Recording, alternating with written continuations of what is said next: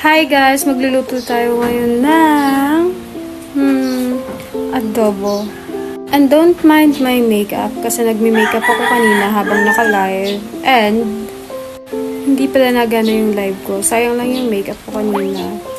Kaya samahan nyo lang ako magluto ng adobo. And bumili nga pala ako ng 70 pesos nito guys. Karan eh. Kasi dito ba kakain si David. So, 70 pesos lang naman to. Unti lang.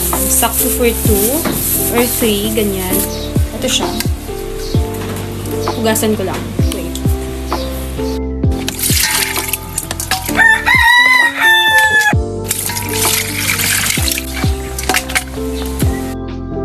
Ito nga pala itong kanin dito sa kabila kasi dito ako magluluto na. Nagyad-yad lang ako dito ng bawang.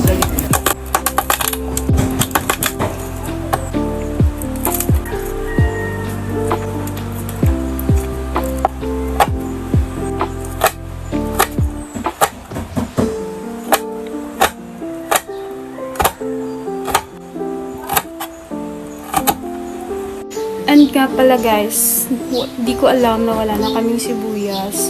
Tinatamad na ako lumabas at bumili kasi ang init talaga. Galing na ako sa labas kanina, naghatid ako sa kapatid ko.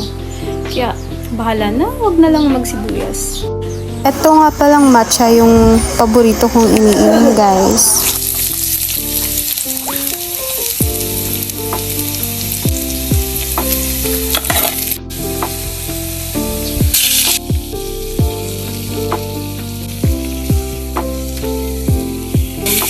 Kasi gusto ko medyo kumisto siya.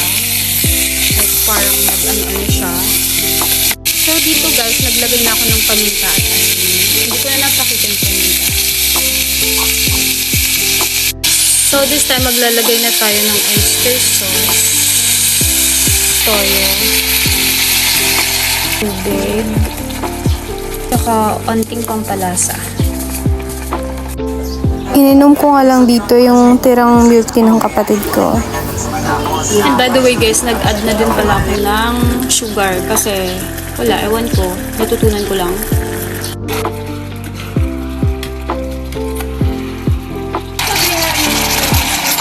Ininit ko na nga din pala tong kalderetang ulam namin kagabi.